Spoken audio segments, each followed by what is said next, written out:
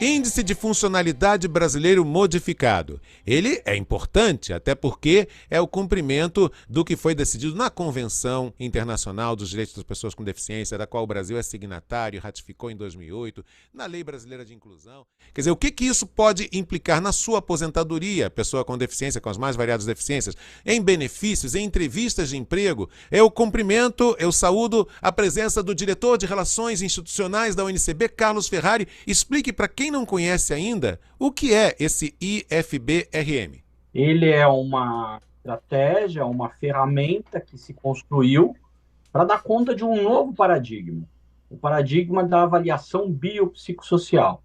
Veja que durante toda a história, o paradigma vigente para avaliação da deficiência foi o paradigma médico, né? O que confundia, né? A população, por vezes, confundia, inclusive, deficiência com doença. E a deficiência é algo muito mais amplo, né? Depende das barreiras que a gente vivencia. E, por conta disso, o movimento de pessoas com deficiência lutou por décadas para a gente avançar nesse entendimento. E aí, com a Convenção Internacional dos Direitos da Pessoa com Deficiência, Marco, surge o paradigma biopsicossocial. Se muda a forma de entender, precisa mudar a forma de medir. E aí o Brasil foi construindo alguns instrumentos. Primeiro foi o índice brasileiro, né, o índice de funcionalidade brasileiro, o IFBR. Depois se adaptou esse índice e depois se modificou, né, a UNB fez um trabalho que é a consolidação desse trabalho, é o IFBRM. Ocorre que o índice, do jeito que está, ele tem uma série de imprecisões, uma série de probleminhas. Então, o problema não é a medida, é como se mede. Ou seja, essa ferramenta, do jeito que está hoje, ela pode gerar muito problema. Em momento algum, a ONCB é contra criar critérios, estabelecer critérios, parâmetros, instrumentos para avaliação biopsicossocial, não é isso? Pelo contrário, a ONCB ela tem no seu DNA, a ONCB foi criada em 2008, e ela tem no seu DNA a defesa da convenção, a defesa irrestrita da convenção e, por consequência disso, a defesa do paradigma biopsicossocial. Aliás, foi um dos primeiros temas que a UNCB trabalhou logo no seu nascimento. Então, nós temos isso, faz parte do nosso DNA, da gênese da UNCB, a defesa da avaliação biopsicossocial. O que nós questionamos é a ferramenta. Fale um pouquinho de como esse tema andou ou não no governo anterior e no atual. Então, houve uma tentativa no governo anterior, o CONAD aprovou, inclusive, o IFBRM como sendo o índice a ser utilizado. O CONAD é o Conselho Nacional dos Direitos da Pessoa com Deficiência.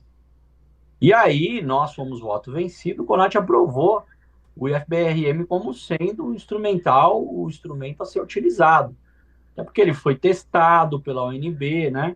E a nota técnica da UNCB, quem for ler depois, o Marco vai deixar o link, ela mostra como foi todo o processo científico, um processo interessantíssimo, e o CONAD aprovou. O governo anterior fez um GT para dizer, vamos olhar isso direito, até porque tinha aí vozes em contrário, mas não deu conta de terminar o trabalho. Esse governo assumiu, criou um novo GT, com um prazo mais estendido, 360 dias de prazo, podendo ser, inclusive, ser prorrogado. Um GT com representações do CONAD, da sociedade civil, da academia, enfim, para discutir esse tema à exaustão. Porque nós estamos tratando, Marco, de um instrumental que vai, obviamente, mudar o jeito de se compreender a deficiência, de se medir níveis de deficiência. Então, se você mede de forma equivocada, obviamente pode dar ruim.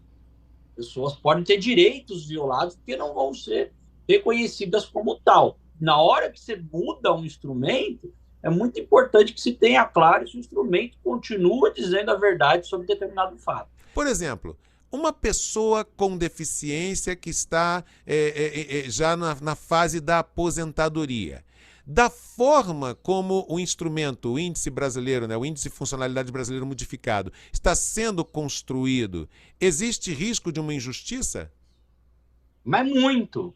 E o teu exemplo é perfeito, porque cada vez mais o Brasil tem apontado, assim, como os países com legislações modernas, para fazer uma correlação entre o acesso ao direito, o acesso à ação afirmativa e a condição de deficiência, se ela é severa, se ela é moderada e se ela é leve.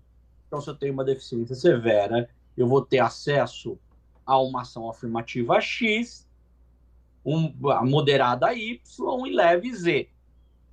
Tudo bem até aqui? Então, veja, é óbvio que se eu tiver uma deficiência severa, eu vou ter uma ação afirmativa que me dê o maior direito, me dá uma condição de acesso, por exemplo, à aposentadoria especial, com o menor tempo de trabalho, menor tempo de contribuição. Agora vamos lá. O que vai dizer que se eu tenho uma deficiência severa? É o instrumento de medição. E o FBRM, no caso da pessoa cega, ele comete alguns equívocos assim bastante grandes. Ele tem domínios, Marco, de pergunta. E alguns são mais decisivos que outros para definir se a deficiência da pessoa é leve, moderada ou severa. No caso da pessoa com deficiência visual, foram eleitos 2 domínios: mobilidade e vida doméstica. Então o cara pergunta, por exemplo, para o cego ou para o baixa visão, se ele consegue posicionar o corpo de forma correta. Para nós, pessoas com deficiência visual, diferente de uma pessoa com uma deficiência física, posicionar o corpo não é algo em questão se você fez uma boa reabilitação.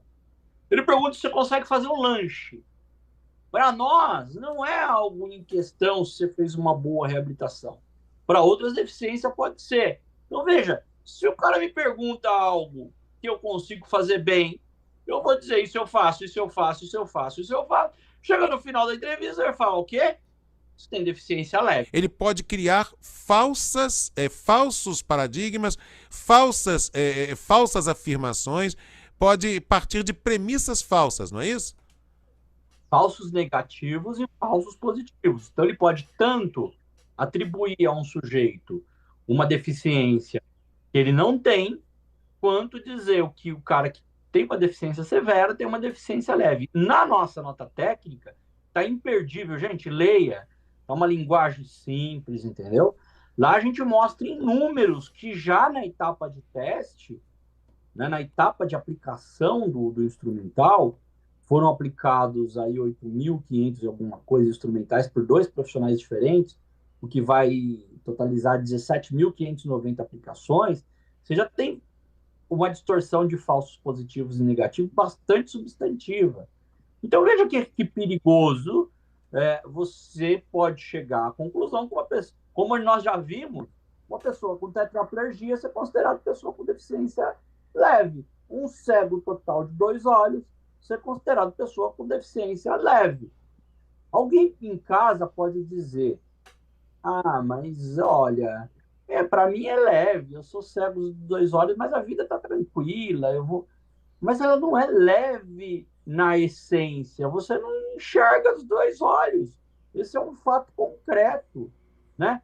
Eu não posso, por exemplo, assistir um filme em qualquer canal que eu ligar, vai ter que ter a audiodescrição assegurada, vai ter que ter toda uma situação, né? Eu não posso pegar um dinheiro na carteira e simplesmente saber qual nota que é, se eu não tiver uma solução, um aplicativo, toda uma engenhoca aqui. Então, veja, é perguntar a coisa certa para a deficiência de acordo com a sua limitação. O que a ONCB, a Organização Nacional de Cegos do Brasil, está fazendo para, uma vez que ela fez esse alerta, né, o que ela está fazendo para mobilizar as pessoas para tentar mudar essa situação, para que não sejam consolidados critérios que podem provocar essas injustiças? Bom, primeiro é importante dizer que a ONCB não é o Ferrari, não é o Beto. A ONCB é um conjunto de organizações do Brasil todo, é o movimento que representa o cego no Brasil. Então, a gente tem feito muita discussão acerca disso antes de se posicionar. Nós fizemos discussões presenciais, online, enfim, e aí a gente ouvindo organizações do Brasil todo, pessoas cegas do Brasil todo, isso corrobora com o nosso entendimento da diretoria. partir daí, a gente criou o grupo fez nota técnica e nós temos assumido, inclusive, o ônus de nadar contra a corrente. É difícil você questionar um índice proposto pela ONB. Os caras são a elite do conhecimento, né? Então é difícil a gente nadar contra a corrente. Mas nós estamos fazendo isso com muita tranquilidade, com muita responsabilidade, com muita amorosidade, eu diria aqui, recorrendo ao Paulo Freire, porque nós queremos, obviamente, que seja algo importante para a sociedade brasileira. Infelizmente, por vezes, e a academia erra, e dessa vez. Ferrari, muito obrigado pela gentileza. Acredito que os telespectadores nesse momento estão pensando mesmo que eu, quer dizer, a importância do conteúdo que você acaba de trazer aqui no De Olho na Inclusão. Muito obrigado e um grande abraço. Abraço.